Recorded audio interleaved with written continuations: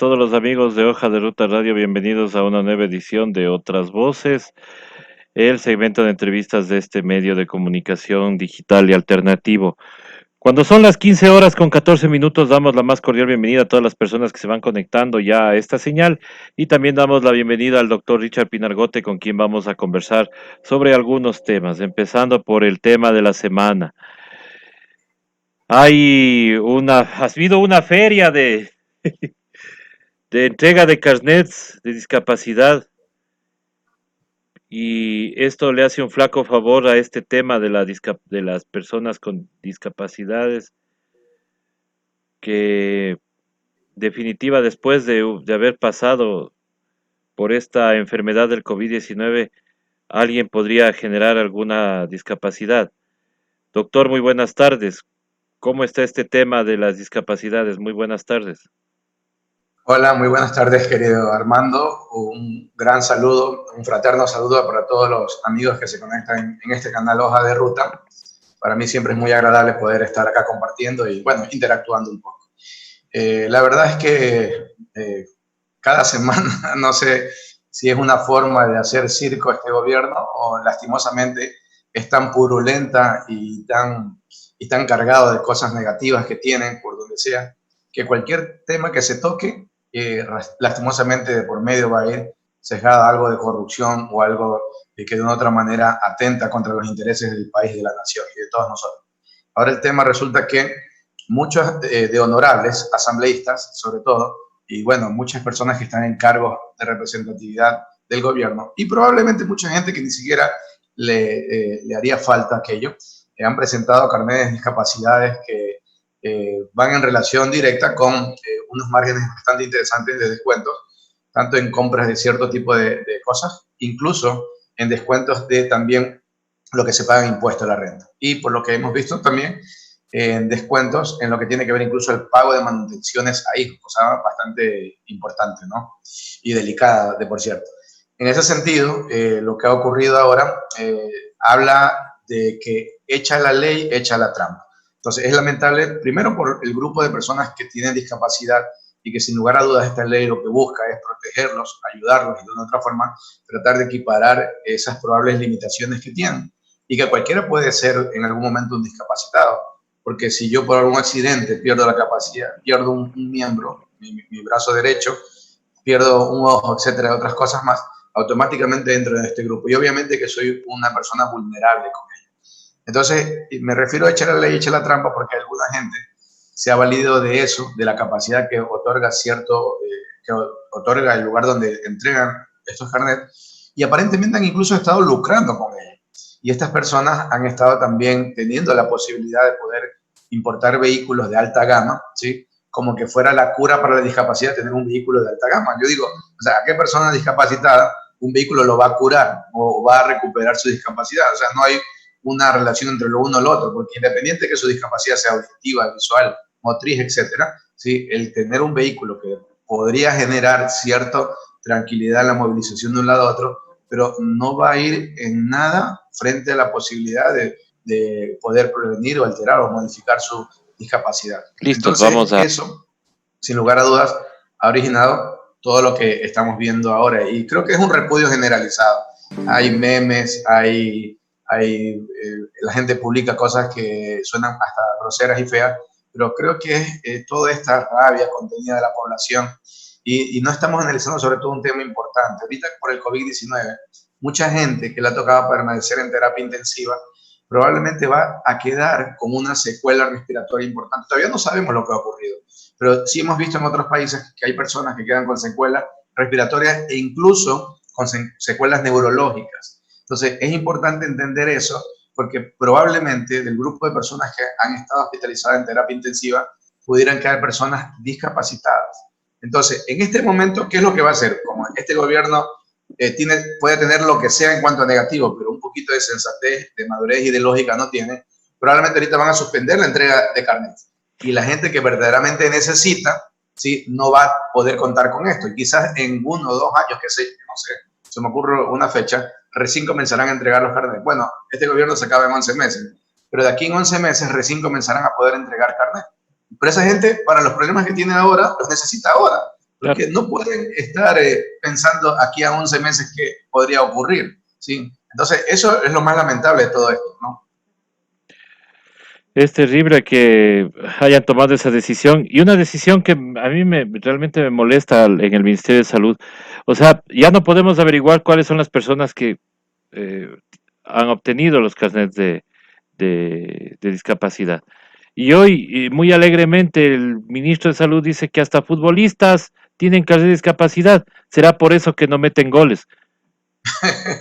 Puede ser, la verdad. Sí, y algunos uno pensaría que es así, pero ya tomando entre la broma y lo serio, sí, es lamentable que un ministro de salud, yo le soy franco, yo tenía muy buenas esperanzas con el ministro cuando cambiamos de ministerio, porque yo de ministro, perdón, cuando salimos de la ministra Arganduño con el ministro actual, yo dije, o sea, peor ya no vamos a estar. Y encima venía con un cartel que al menos en teoría, uno viendo la hoja de vida, se mostraba bastante interesante. Hemos visto que no sirve de nada los carteles, no sirve de nada estas hojas de vida, y la verdad que en todo sentido lo que ha ocurrido con el ministro de Salud en cuanto a su desempeño ha sido menos que mediocre.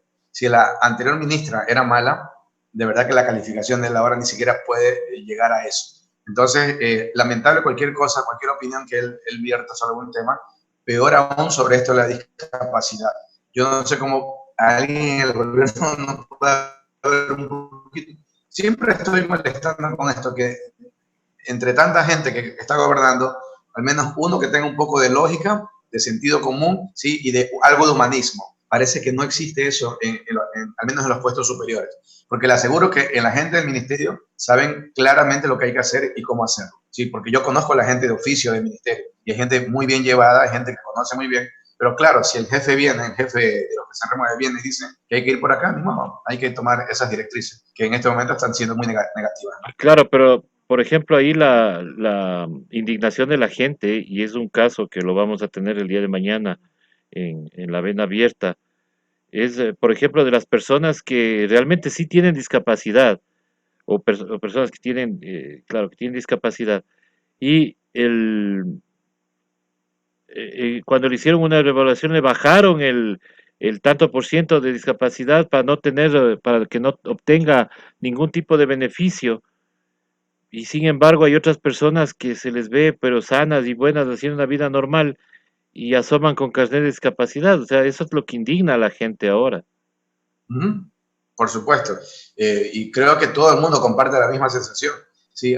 Yo conozco muchas personas que tienen una discapacidad, pero ellos están en condiciones de que su discapacidad no afecte mayormente que tuvieron o no tuvieron carnet. Pero hay otras personas que tienen condiciones, ¿sí? Lamentables, y de una u otra manera un carnet de discapacidad que lo reconozca, ¿sí? De una u otra forma puede ayudar a que ciertas cosas que ellos desarrollan les pueda salir favorecido. Entonces, es lamentable que para mí se haya utilizado el carnet de discapacidad primero como un negociado, porque ya ahora asoman que se han estado vendiendo los carnets de discapacidad, 1.200, 1.300, 1.500 dólares, incluso tengo contactos de personas que me han manifestado que les ofrecieron en 2.500. Pregunto yo, si eso ofrecían a diestra y siniestra, de por sí, tan negativo es la persona que lo ofrece y obviamente la persona que lo compra, porque es una culpa compartida, ¿no? Usted compra un carnet de discapacidad sabiendo que no es discapacitado, pensando en comprarse un vehículo, o sea, usted es un corrupto gigante, o sea, no hay que darle vuelta al asunto, no hay que darle vuelta al asunto. Pero había un negociado de por medio y encima que las autoridades que califican a las personas que tienen verdadera discapacidad le forman un lío, les hacen volver 10.000 veces y encima les disminuyen la capacidad verdadera que tienen. O sea, por donde usted lo quiera ver, es algo que es lamentable, es reprochable por donde se lo mire. Totalmente, es reprochable y encima más hasta, ya digo, indigna mucho a las personas, al pueblo, porque ya digo, o sea, ver que hay gente que se pasea en barcos, que está haciendo su vida normal, mientras hay gente que, por ejemplo, no puede movilizarse ni bien, pero no tienen acceso a estas importaciones ni de vehículos ni nada. Esto debería ser inmediatamente, inmediatamente sancionado o al menos investigado por la fiscalía. Yo lo que me pregunto es, los directores del CONADIS de los últimos 2 años, porque ya vimos las cifras de la SENAE también de la importación de vehículos, con personas con carnet de discapacidad, no subieron, si quieren, un 300% desde el año 2017. Entonces, ¿qué pasa con ellos? ¿Por qué no se les llama investigación, alguna cosa? Porque en otros casos suelen ser hasta demasiado rápidos, digo yo. Claro, es el doble trasero y el doble rasero que tiene este gobierno. Y mire, no sería nada extraño, digo yo, uno especulando y siendo un poquito incisivo, que de pronto quizás esas autoridades podrían tener o ser parte de alguno de los negocios de importación de vehículos. Habría que analizar todo eso. Y Claro, en un país con un poquito de esencia en cuanto a las autoridades de control, deberían ya estar investigando todo esto. Pero sabemos cómo está la fiscalía, por ejemplo, a qué está dedicada, tiene nombre y apellido para lo que ellos se dedican nada más. El resto de cosas podrían ser el negociado más grande, la corrupción más grande, y probablemente no la van a investigar. ¿No? qué terrible. Doctor, ¿qué hay de novedades con el tema del COVID? ¿Qué tenemos de nuevo en Sí. estas semanas? Bueno, en esta semana es importante primero dar a entender a las personas algo que comenzó a circular también muy frecuentemente, en cuanto de que probablemente existía la posibilidad de que mucha gente infectada en el transcurso de 2 a 3 meses disminuyera el número de anticuerpos y probablemente, en teoría, no quedaría con la respuesta adecuada frente a un nuevo cuadro de infección. Entonces, esto comenzó a sonar y comenzaron a tejerse ciertas teorías, etcétera. Pero ahora nuevamente se está hablando de que no es tanto así.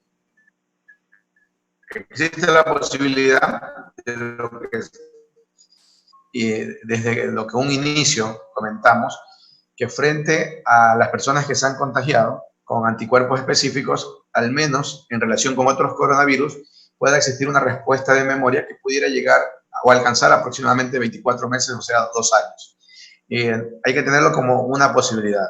Y lo que se ha visto en algunos lados, probablemente, es que de pronto, si bien puede decrecer la respuesta humoral, que es la respuesta por el anticuerpo IgG, sin embargo, la respuesta celular, que está dado por linfocitos T, está activa. O sea que, frente a la opción de que pudieran volverse a estar expuestos al virus, su cuerpo va a reaccionar totalmente diferente en aquellas personas que ya superaron el problema frente a aquellos que nunca lo tuvieron. Así que por eso, a llamar un poquito a la calma y a la tranquilidad, porque a veces se leen las noticias y comienza uno a entrar en pánico, sobre todo si el medio que distribuye la noticia lo hace en un sentido que pueda ser más alarmista que otra cosa. Entonces, ese es un punto bastante interesante a tener presente.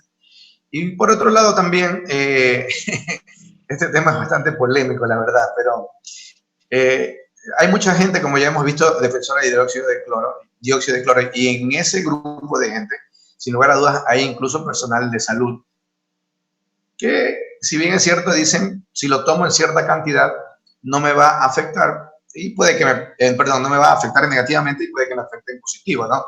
Entonces, sí hay una ferviente cantidad de personas que le tienen una fe bastante bárbara al dióxido de cloro. Entonces, hay un artículo que es bastante interesante que ya comienza a circular, que proviene de la revista Plan B, y que comienza a hablar sobre, el título es El milagro del dióxido de cloro, y 2 puntos, receta para una estafa. ¿Por qué? Porque el dióxido de cloro no es que apareció ahora. Ya el dióxido de cloro lo vienen promocionando casi una década, de 2011, 2012. Y entonces en muchos países la utilización de dióxido de cloro sí ha ido a la par con investigaciones, y eso ha originado que haya existido sí, regulaciones e incluso impedimentos de poderlo vender, o al menos venderlo como cura milagrosa de X razón. Sí, ojo, yo no estoy diciendo que no pueda llegar a servir contra el COVID-19, porque todo lo de ahora estamos en muchos casos probando alternativas, probando terapéuticas. Pero lo que sí les puedo decir que en muchos países donde se ha investigado esto por otro tipo de cosas en relación a una cura milagrosa, eso sí se ha desbaratado. Y tanto así que incluso se ha impedido que se lo venda con ese artilugio, ese nombre de cura milagrosa. Y que es lo mismo que estamos haciendo acá. Ahora, yo le digo, si usted está pensando en ello, sí, hay muchas alternativas de dióxido de cloro y no alguna marca específica que de pronto, si yo lo compro con una marca específica, cuesta $26 y acá cuesta $4. O sea, es muy diferente lo uno de lo otro. Entonces, eso está para entender si detrás de aquello existe un negociado o de pronto sí podría existir la posibilidad de que en ciertos pacientes pudiera haber alguna pequeña mejoría en relación a esto, ¿no? Entonces, el artículo es bastante interesante, aquellas personas que lo puedan investigar o lo quieran complementar, ya les digo, está en la hoja de plan B, y ahí incluso va detallando los países que poco a poco lo fueron quitando de la, le fueron haciendo estos estudios y quitando, entre ellos España, Australia, bueno, algunos, ¿no? Entonces, el que quiere profundizar, sí sería importante que lea para que vaya dándose cuenta lo del dióxido de cloro.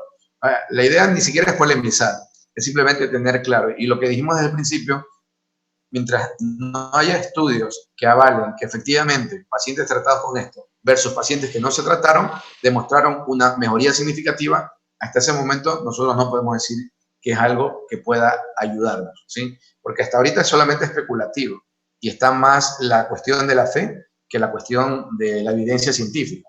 Entonces, y vuelvo, insisto, sin entrar en polémicas ni nada por el estilo, si usted cree en algo, créame que usted va a sanar por ese algo, porque hasta su sistema inmune se regulariza. Y tener un sistema inmune adecuado ejerce una mejor respuesta frente a cualquier tipo de germen. Entonces, llámese dióxido de cloro, llámese agua sal marina, llámese, no sé, agua con pimienta, etcétera. Lo que usted cree que le va a ayudar, en el fondo sí le va a ayudar porque es un efecto psicosomático y que sin lugar a dudas va a permitir aquello. Ahora, de pronto en el futuro dirán, sí, el dióxido de cloro demostró que sí podría ser efectivo en ciertos pacientes. Perfecto, esperaremos esos estudios.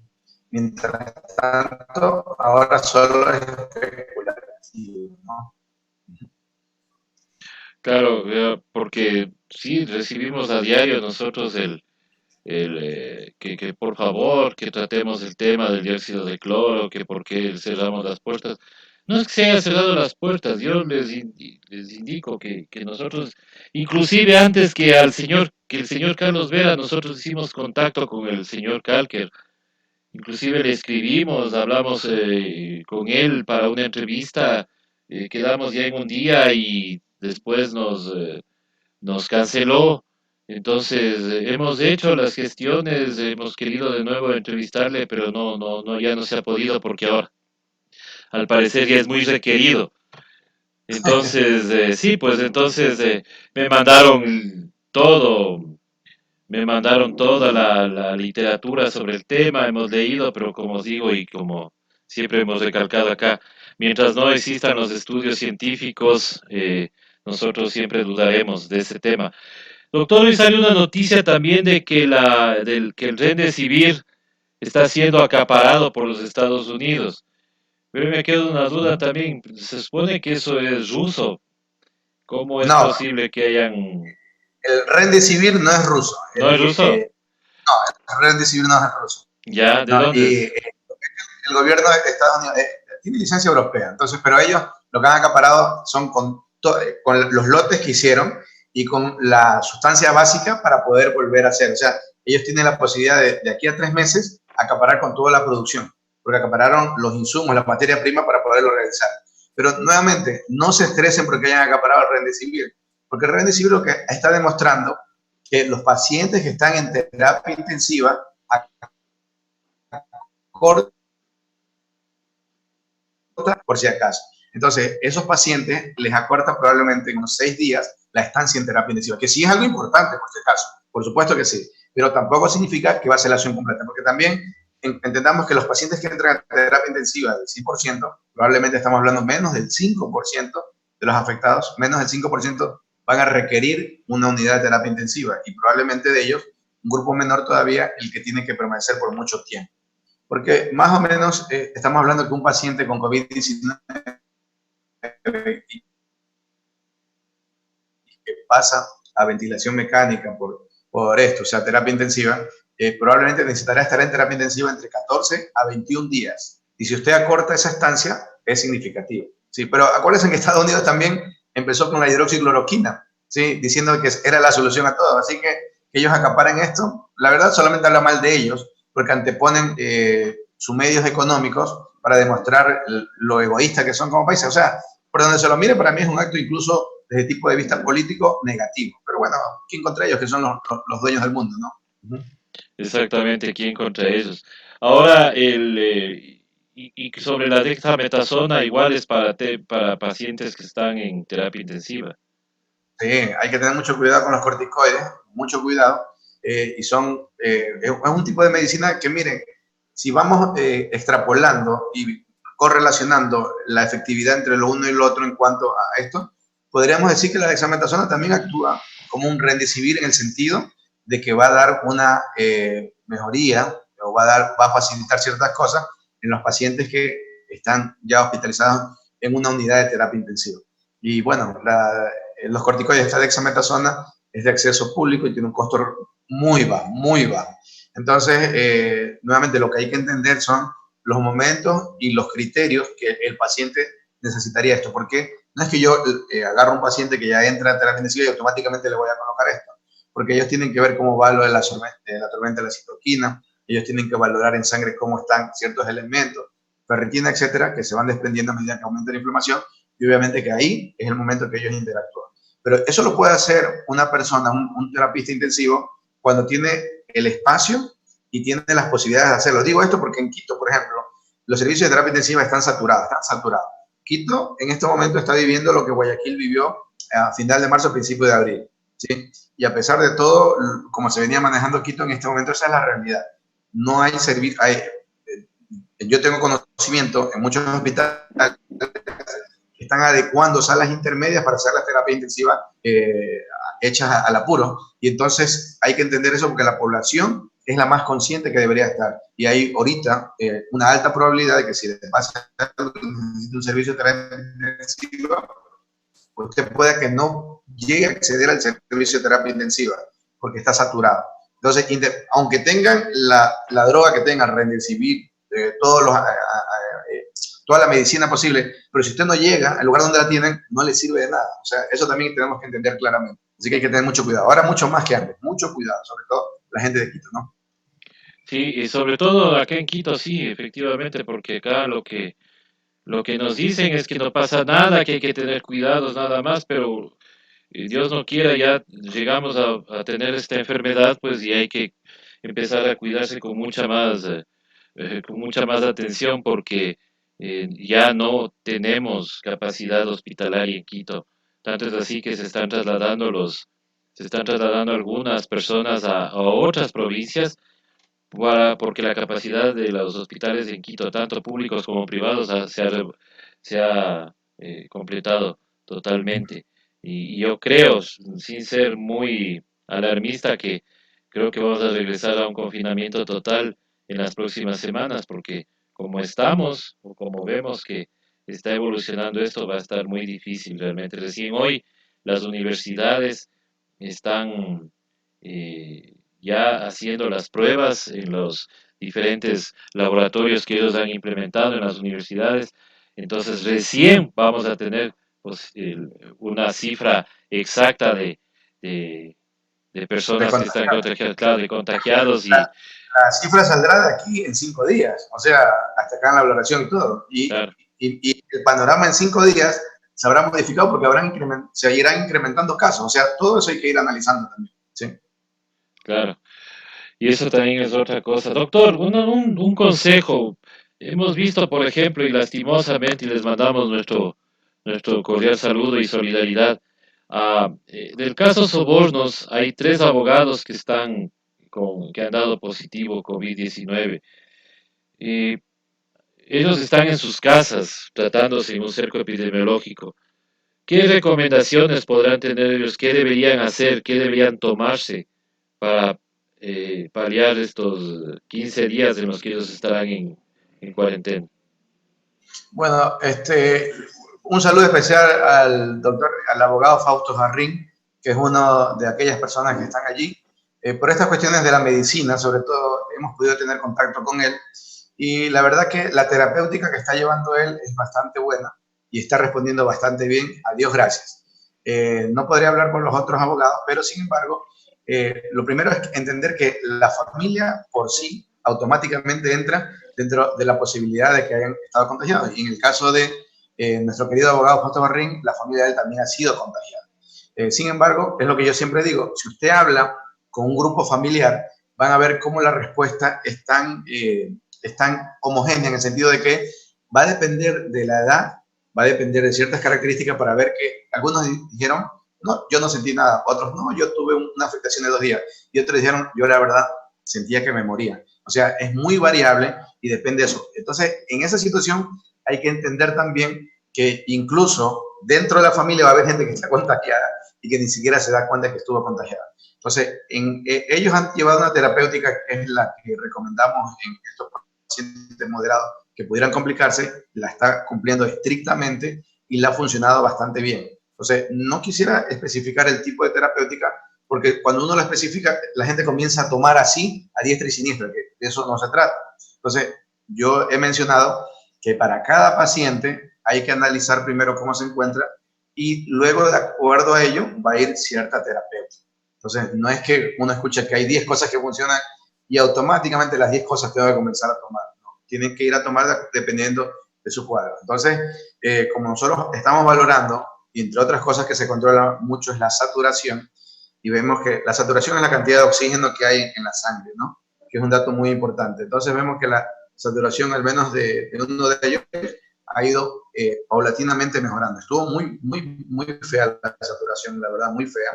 E incluso a un paso de ser hospitalizado para estar conectado con oxígeno, pero a buena hora el cuerpo ha respondido bien. ¿Sí? Con el COVID-19 vamos a hacer la idea que el COVID-19 se parece al gobierno de Lenín Moreno. Es un traidor, es un traicionero. O sea, no sabemos cómo le pudo atacar a usted. Claro, entonces, o por dónde viene, ¿no es cierto? Claro. Exactamente. Sí. O sea, tenemos que preguntar todo. Por esa misma razón, uno tiene que estar siempre a la altura. O sea, no puede haber otra posibilidad. Sí. Claro. Ahora, doctor, hay otra cosa que siempre también nos entró la duda. Muchas personas hablan de la carga viral. Esto dicen que depende de eso también cómo uno reaccionaría al estar contagiado con COVID-19. Por ejemplo, la carga viral que pueden obtener los médicos que están en primera línea, enfermeros, laboratoristas, es muy fuerte y es por eso que pueden afectarles mucho. Pero la gente, por ejemplo, alguien en un bus se contagia con el virus, va a la casa y está tranquilo, a veces hasta es asintomático, porque no hubo mucha carga viral. ¿Es esto cierto, doctor? Mire, cuando hablamos de este tipo de enfermedades, sí, hay 3 cosas que siempre uno tiene que recordar. 1, el paciente. 2, el germen, que en este caso es este virus. Y 3, el entorno. Entonces, en el paciente son condiciones propias. Por ejemplo, yo me veo bien, pero de pronto sufro alguna enfermedad de base que me hace inmunodeprimido, ¿sí? Entonces, yo soy más susceptible que otra persona. Luego viene el virus, cómo se comporta el virus, la carga viral, qué tan letal es, etcétera, todo ese tipo de cosas. Y finalmente el entorno. Pese a que yo sea una persona que tenga una enfermedad de inmunosupresión, que el virus sea muy letal, pero si de pronto estoy en un entorno, llego a un centro hospitalario donde puedan atender con el mejor de los niveles, ¿sí? De pronto quizás con eso puedo hacer o puedo tal vez superar el problema. Pero cada uno de los 3 puede de una u otra manera incidir para que yo pueda llevar a tener un problema más severo o grave. Entonces, tanto la carga viral, las condiciones del paciente, el entorno, todo va a influir.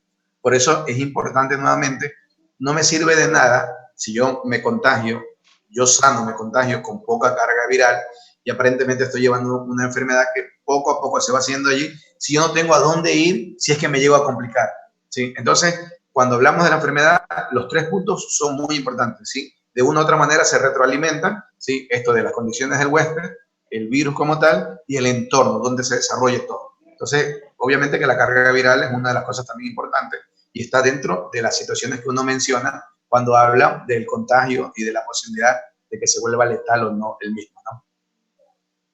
Listo, doctor. Ahora sí, ¿qué recomendaciones nos da para estas semanas que estamos enfrentando? Yo, mire, hoy día he estado hablando con una persona del diario de acá de Puerto Viejo, de Manabí, y también estamos con algo parecido en cuanto a, ella me decía, estamos viviendo el semáforo amarillo más verdoso del mundo. Sí, porque la verdad, o sea, ponerle el semáforo amarillo es como una hipocresía, honestamente, porque es verde y casi que toca lo no tener semáforo, porque si usted se fija en las calles, buses, etcétera, cómo está todo. Entonces yo le dije a ella, ahorita el gobierno, porque de una u otra forma el gobierno incide en todo esto, ha dado la orden de sálvese quien pueda, sálvese quien pueda. Entonces cada uno tiene que precautelar su integridad y la de su familia. Así que a no bajar la guardia, a estar más activos que antes. ¿Sí? Y no se crean eso de que en Guayaquil no hay casos, de que en Guayaquil no está falleciendo gente. No se crean eso. ¿Sí? Que tenga menos casos o fallezca menos gente que antes, así existe, pero no crean esa publicidad engañosa que hace la alcaldesa de Guayaquil, porque siguen falleciendo personas allá, siguen contagiándose, ¿sí? Y últimamente han aumentado los números. Pero obviamente, ustedes saben cómo se manejan los medios de prensa tradicionales, que tratan, como sea, de vender su realidad y de proteger a sus intereses, ¿no? Entonces, ahorita, sálvese quien pueda y usted, mucho cuidado con usted y con su familia. Listo, doctor, muchísimas gracias por esas recomendaciones. Vamos a seguir tratando estos temas semanalmente hasta, bueno, para hasta que salgamos de esta pandemia y luego pues tendremos programas ya de prevención, que eso sería lo interesante que debíamos haber tenido siempre, programas de prevención médica para la prevención para la salud, porque eso es lo que menos hacemos aquí en el Ecuador, prevenir. Es verdad. Sí, muy cierto. Listo, doctor, muchísimas gracias. Estamos con usted la próxima semana. Queremos agradecer a las demás personas que se conectaron y regresaremos más tardecito con más entrevistas aquí en Hoja de Ruta Radio. Hasta luego, doctor. Gracias. Hasta luego.